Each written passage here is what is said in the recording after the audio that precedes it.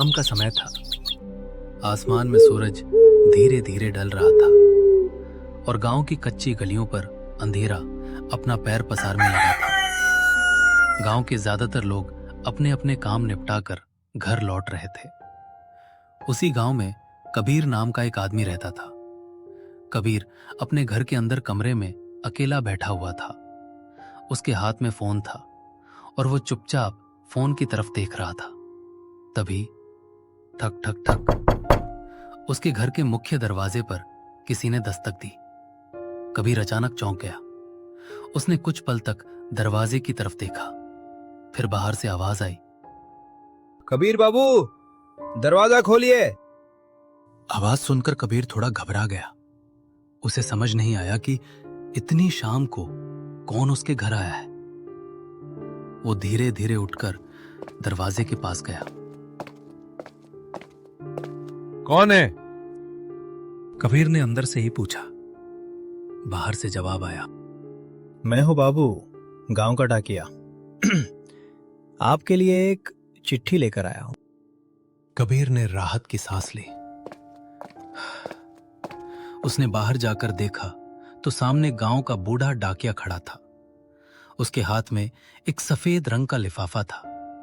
कबीर ने हैरानी से पूछा, मेरे लिए चिट्ठी? किसकी है?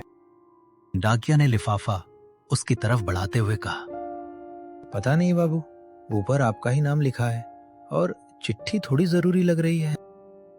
कबीर ने लिफाफा हाथ में लिया और उसे ध्यान से देखने लगा। लिफाफे पर साफ साफ लिखा था, श्री कबीर कुमार, ग्राम रामपुर। कबीर की भौहें सिकुड़ गईं।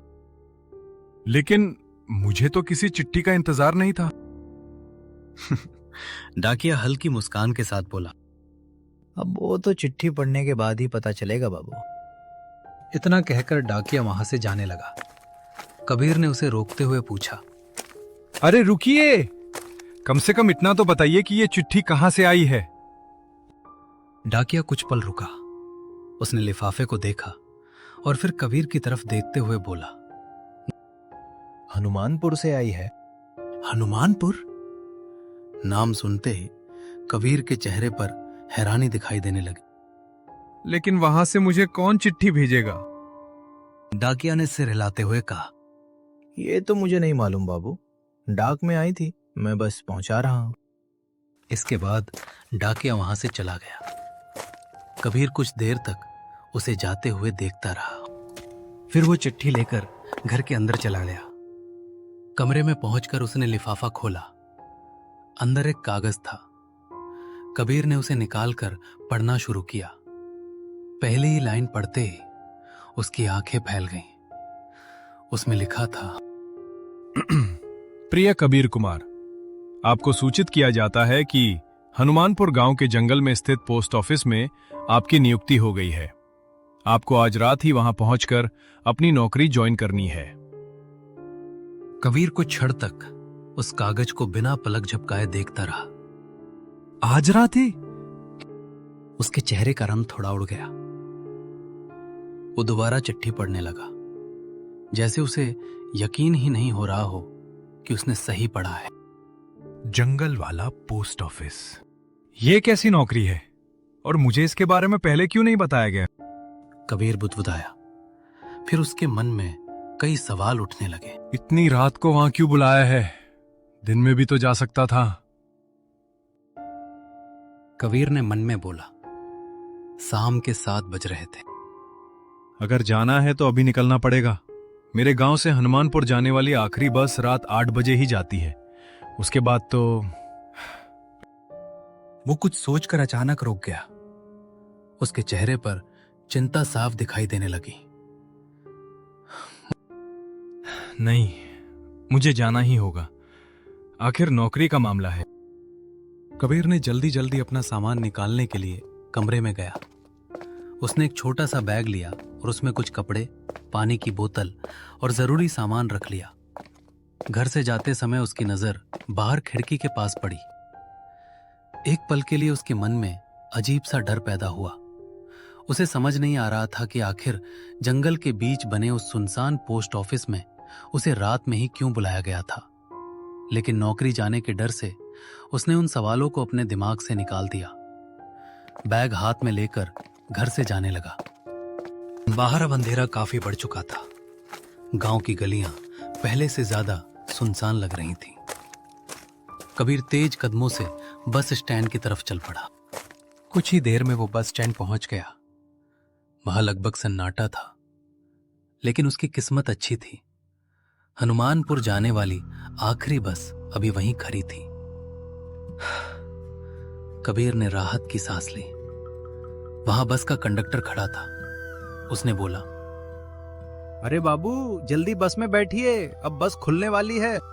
कबीर जल्दी से बस में बैठने के लिए आगे बढ़ा और फिर बस वहां से जाने लगी। घर घर।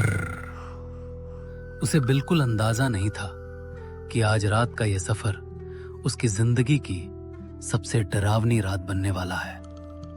और हनुमानपुर के उस जंगल वाले पोस्ट ऑफिस में उसका इंतजार कौन कर रहा था। बस धीरे धीरे सुनसान सड़क पर आगे बढ़ रही थी। खिड़की के बाहर अब चारों तरफ घना अंधेरा फैल चुका था। कभी कभी सड़क के किनारे लगे पेड़ों की परछाइयां बस की खिड़की से गुजरती तो ऐसा लगता जैसे कोई बस के साथ साथ दौड़ रहा हो। कबीर चुपचाप अपनी सीट पर बैठा था। हाथ उसी चिट्ठी को पकड़े हुए था जो उसे कुछ देर पहले मिली थी। वो बार बार उस चिट्ठी को देख रहा था।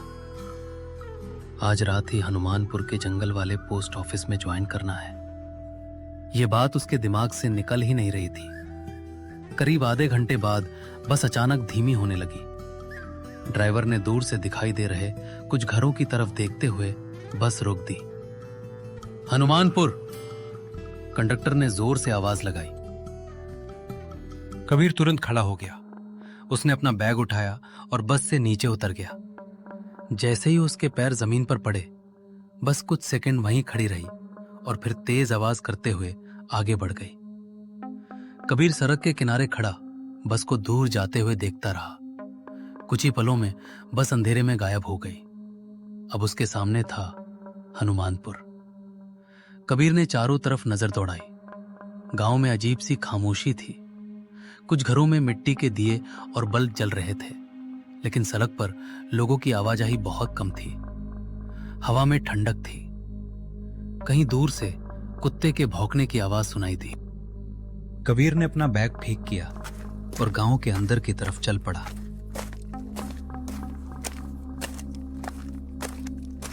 कुछ दूर जाने के बाद उसे एक छोटी सी दुकान दिखाई दी। दुकान के बाहर लकड़ी की बेंच पर 4-5 आदमी बैठे हुए थे। वे आपस में धीमी आवाज में बातें कर रहे थे। कबीर उनके पास पहुंचा। भाई साहब, कबीर की आवाज सुनते ही सभी की नजर उसकी तरफ उठ गई। उनमें से एक अधेड़ आदमी ने पूछा, हाँ कहिए। मुझे जंगल में बने पुराने पोस्ट ऑफिस का रास्ता बता दीजिए। इतना सुनते ही वहां बैठे सभी लोग अचानक चुप हो गए। ऐसा लगा जैसे किसी ने उनकी बातचीत के बीच अचानक मौत का नाम ले लिया हो। एक आदमी ने धीरे से कबीर की तरफ देखा। कौन सा पोस्ट ऑफिस? उसने जानबूझकर अनजान बनने की कोशिश की। कबीर ने कहा, वही जो गांव के जंगल की तरफ है, पुराना पोस्ट ऑफिस। कुछ सेकंड तक कोई कुछ नहीं बोला। फिर एक बूढ़े आदमी ने घबरा कर कहा, तुम्हें वहां क्या काम है? कबीर थोड़ा हैरान हुआ। मुझे वहां नौकरी मिली है, आज ही ज्वाइन करने आया हूं। यह सुनते ही बूढ़े आदमी का चेहरा पीला पड़ गया।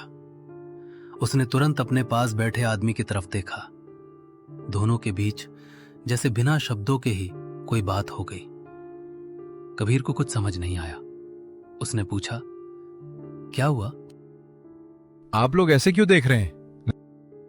बूढ़ा आदमी कुछ देर चुप रहा, फिर धीमी आवाज में बोला, बेटा, वो पोस्ट ऑफिस तो कई सालों से बंद पड़ा है। कबीर के चेहरे पर हैरानी छा गई। बंद पड़ा है? हाँ, बहुत सालों से। वहां अब कोई नहीं जाता। कबीर ने तुरंत अपनी जेब से चिट्ठी निकाली। लेकिन मुझे तो यहीं ज्वाइन करने का लेटर मिला है। देखिए, साफ लिखा है, हनुमानपुर जंगल वाला पोस्ट ऑफिस। वहां बैठा एक आदमी बोला, जरा चिट्ठी दिखाइए तो। मत छूना। कबीर चौंक गया। कुछ पल तक सिर्फ हवा की आवाज सुनाई देती रही। कबीर ने धीरे से पूछा, आखिर बात क्या है? बूढ़े आदमी ने इधर उधर देखा, फिर धीमी आवाज में बोला, उस पोस्ट ऑफिस के बारे में गांव में कोई बात नहीं करता। क्यों? बूढ़े आदमी ने गहरी सांस ली। क्योंकि वहां जो हुआ था, उसके बाद से वो जगह हमेशा के लिए बंद कर दी गई। कबीर की धड़कन थोड़ी तेज हो गई। क्या हुआ था वहां? बूढ़ा आदमी कुछ बोलने ही वाला था कि उसके पास बैठे दूसरे आदमी ने तुरंत कहा, बाबा रहने दीजिए, रात में ऐसी बातें मत कीजिए। बूढ़े आदमी ने उसकी बात अनसुनी कर दी। उसने कबीर की आंखों में देखते हुए कहा, अगर अपनी जान प्यारी है तो वापस चले जाओ, उस जंगल की तरफ मत जाना। कबीर ने हल्की घबराहट के बावजूद खुद को संभालते हुए कहा, देखिए काका, मैं इन बातों पर विश्वास नहीं करता। मुझे सरकारी नौकरी का लेटर मिला है। इतनी दूर आया हूं तो बिना देखे वापस कैसे चला जाऊं? वहां बैठा एक आदमी बोला, भैया, नौकरी की बात है तो कल सुबह चले जाना। रात में जंगल की तरफ जाना ठीक नहीं है। कबीर ने आसमान की ओर देखा। रात काफी हो चुकी थी। फिर उसने चिट्ठी को देखा। उसमें साफ लिखा था, आज रात ही उपस्थित होना अनिवार्य है। कबीर के चेहरे पर उलझन दिखाई देने लगी। उसने पूछा, अगर पोस्ट ऑफिस बंद है तो मुझे बुलाया किसने है? इस सवाल पर सबके चेहरे पर डर साफ दिखाई देने लगा। कोई जवाब नहीं दे पाया। कुछ सेकंड बाद बूढ़े आदमी ने बस इतना कहा, यही तो बात है बेटा, हमें नहीं पता। कबीर चुप हो गया। उसके मन में पहली बार सचमुच डर पैदा हुआ। जो भी है, मुझे जाना पड़ेगा। बूढ़ा आदमी अचानक उठ खड़ा हुआ। रुको! कबीर ने पीछे मुड़कर देखा। बूढ़े आदमी ने कांपती आवाज में कहा, मैं आखिरी बार कह रहा हूं, उस रास्ते पर मत जाना। जंगल के अंदर पहुंचने के बाद अगर किसी ने तुम्हें आवाज दी। वो अचानक रुक गया। कबीर ने पूछा, अगर किसी ने आवाज दी तो? बूढ़े आदमी ने कुछ पल तक उसे देखा, फिर बहुत धीमी आवाज में बोला, तो पीछे मुड़कर मत देखना। कबीर के चेहरे पर डर की लकीरें उभर आईं, लेकिन उसने कुछ नहीं कहा। वो धीरे धीरे उस रास्ते की तरफ बढ़ने लगा जो जंगल की ओर जाता था। पीछे दुकान पर बैठे लोग उसे जाते हुए देखते रहे। कबीर कुछ कदम चला ही था कि बूढ़े आदमी की आवाज फिर उसके कानों में पड़ी, बेटा, अभी भी वक्त है। कबीर एक पल के लिए रुका। उसने पीछे मुड़कर देखा, फिर बोला, अगर मैं नहीं गया तो मुझे कभी पता नहीं चलेगा कि उस पोस्ट ऑफिस में आखिर है क्या। इतना कहकर कबीर जंगल की ओर बढ़ गया।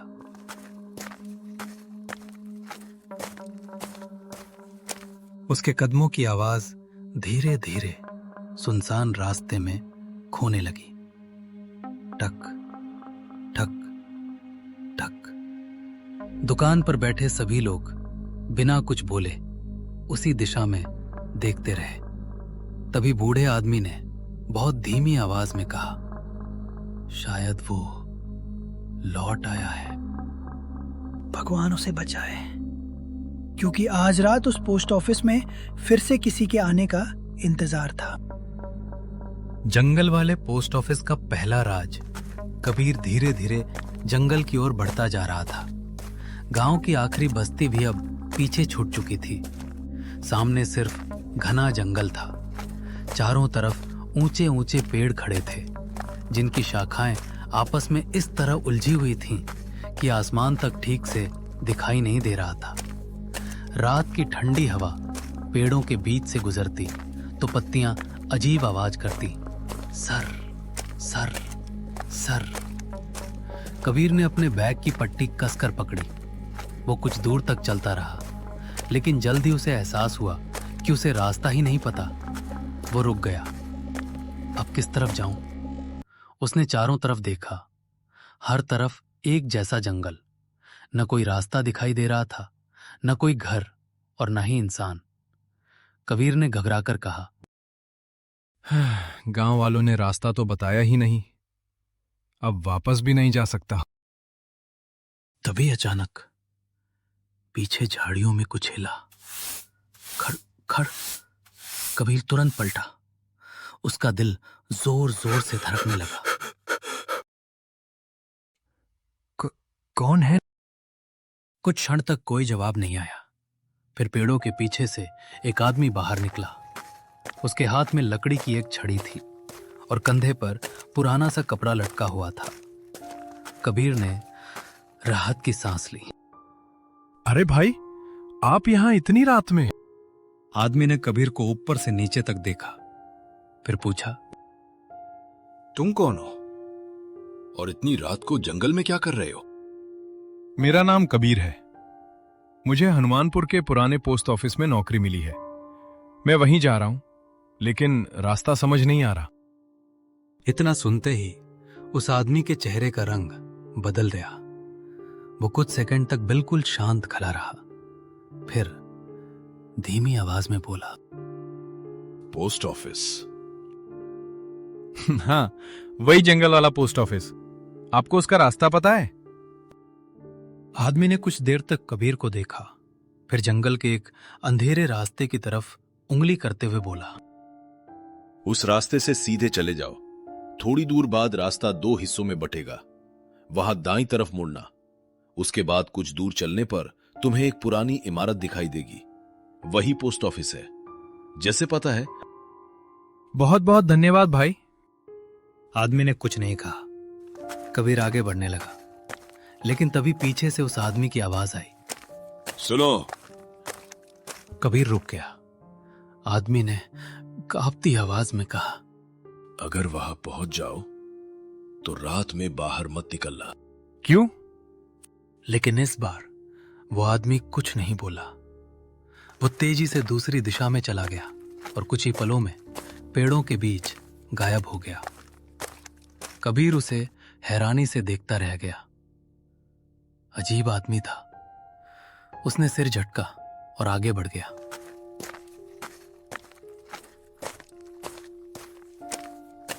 करीब आधे घंटे तक जंगल में चलने के बाद कबीर को दूर एक हल्की सी रोशनी दिखाई दी। उसकी आंखों में उम्मीद जागी। शायद यही पोस्ट ऑफिस है। वो तेजी से उस रोशनी की तरफ बढ़ा। कुछ देर बाद उसके सामने एक पुरानी जर्जर इमारत खड़ी थी।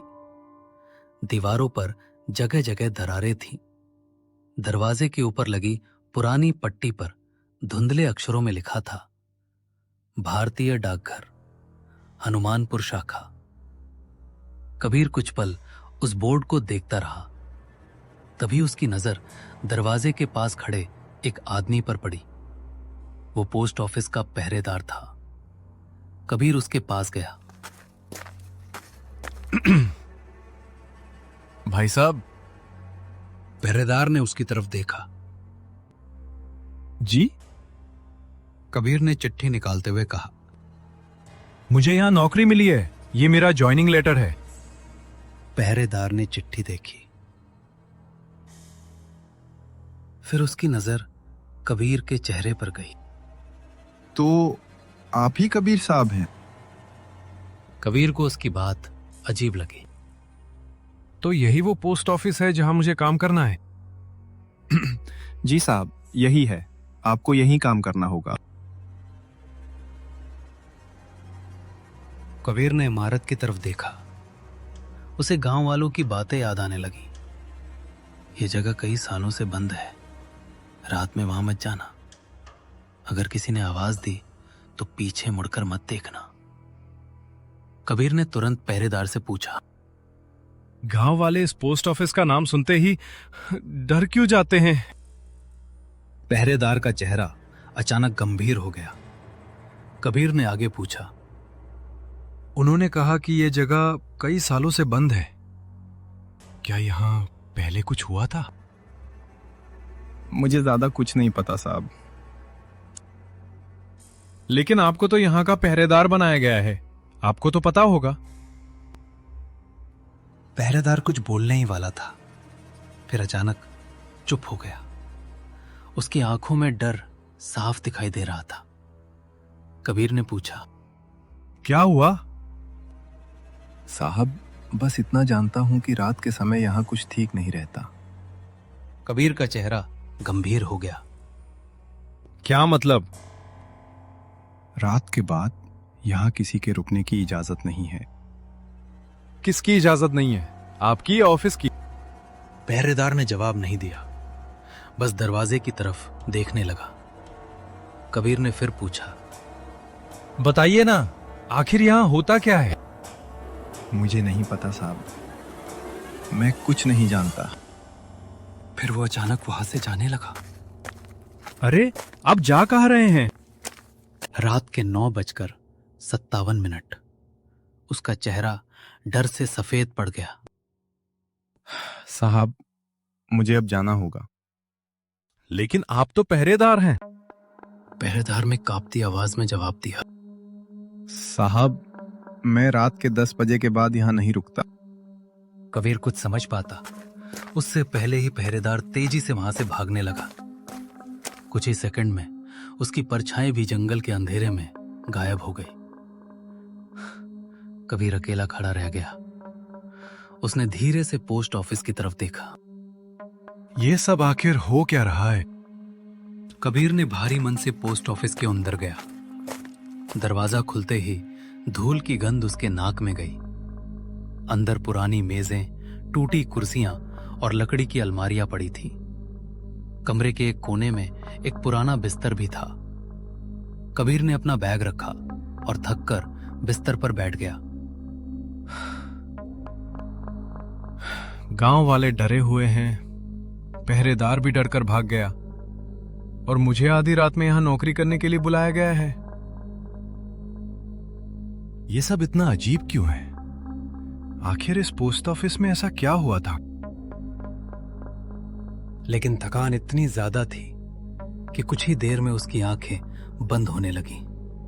वो वहीं बिस्तर पर लेट गया और कुछ ही मिनटों में उसे नींद आ गई। रात के करीब 12 बजे अचानक जंगल में कुत्तों के जोर जोर से रोने की आवाज गूंजने लगी। कबीर की आंखें खुल गईं। वो घबरा कर उठ बैठा। ये कैसी आवाज है? कुत्तों के साथ अब जंगल के दूसरे जानवरों की आवाजें भी सुनाई देने लगी। गुर्र गुर्र। कबीर ने अंधेरे कमरे में चारों तरफ देखा। तभी ठक, बाहर किसी के कदमों की आवाज आई। कबीर का शरीर डर से अकड़ गया। फिर ठक ठक ठक कदमों की आवाज धीरे धीरे पोस्ट ऑफिस के दरवाजे के करीब आने लगी। कबीर ने कांपते हुए पूछा, कौन है? कोई जवाब नहीं आया। बस कदमों की आवाज बंद हो गई। कबीर ने हिम्मत जुटाई और धीरे धीरे दरवाजे तक पहुंचा। बाहर चांदनी में एक आदमी खड़ा था। वो उसकी तरफ पीठ किए हुए था। कबीर ने आवाज लगाई, भाई? आदमी बिल्कुल शांत खड़ा रहा। फिर भी कोई जवाब नहीं। कबीर ने एक कदम आगे बढ़ाया। मैं यहां नया कर्मचारी हूं, अगर आपको कोई काम है तो बताइए। अचानक वो आदमी धीरे धीरे पलटने लगा। कबीर की सांस रुक गई। चेहरा देखते ही उसके मुंह से चीख निकल गई। उस आदमी का चेहरा इंसान जैसा नहीं था। उसकी आंखें पूरी तरह काली थीं और चेहरा सड़ा हुआ दिखाई दे रहा था। कबीर वहां से भागने लगा। वो दौड़कर वापस कमरे के अंदर घुस गया। उसकी सांसें तेज चल रही थीं। हे भगवान, वो क्या था? तभी कमरे की छत के पास से एक काला कौवा अंदर उड़ता हुआ आया। फड़फड़ फड़फड़। कबीर डरकर पीछे हट गया। कौवा अचानक उसके सामने हवा में रुक गया। उसका शरीर कांपने लगा और देखते ही देखते उसका आकार बदलने लगा। पंख गायब हो गए, पैर लंबे होने लगे, चेहरा विकृत हो गया। कुछ ही सेकंड में उसके सामने वही डरावना आदमी खड़ा था। कबीर की चीख निकल गई। तुम कौन हो? भूत ने उसकी तरफ देखा। उसकी आवाज भारी और डरावनी थी। आज तेरी जान लूंगा। कबीर कांपते हुए पीछे हट गया। लेकिन मुझे क्यों मारना चाहते हो? भूत कुछ क्षण तक उसे घूरता रहा, फिर बोला, क्योंकि तू भी उसी जगह नौकरी करने आया है जहां मैंने अपनी जिंदगी खोई थी। कबीर ने डरते हुए पूछा, क्या मतलब? आज से 10 साल पहले मैं इसी पोस्ट ऑफिस में काम करता था। मैंने अपनी मेहनत की कमाई मांगी थी, अपने हक के पैसे मांगे थे, लेकिन जिन्होंने मुझे पैसे देने थे उन्होंने ही मेरी जान ले ली। उस रात मेरी मौत हुई, लेकिन मेरी कहानी खत्म नहीं हुई। उस दिन से जो भी इस पोस्ट ऑफिस में नौकरी करने आता है, फिर उसकी आवाज पूरे कमरे में गूंज उठी। और अगले ही पल वो बिजली की रफ्तार से कबीर की तरफ झपटा। कबीर की चीख पूरे जंगल में गूंज उठी। पेड़ों पर बैठे पक्षी अचानक उड़ गए। जंगल में चारों तरफ सन्नाटा छा गया। कुछ ही क्षण बाद पोस्ट ऑफिस के अंदर सब कुछ शांत हो चुका था। कबीर की आवाज हमेशा के लिए बंद हो चुकी थी। और उस रात हनुमानपुर के जंगल में एक और मौत दर्ज हो गई। लेकिन सबसे बड़ा सवाल अभी भी बाकी था। अगर कबीर को यह नौकरी दी ही किसी इंसान ने नहीं थी, तो फिर उसे वो ज्वाइनिंग लेटर भेजा किसने था?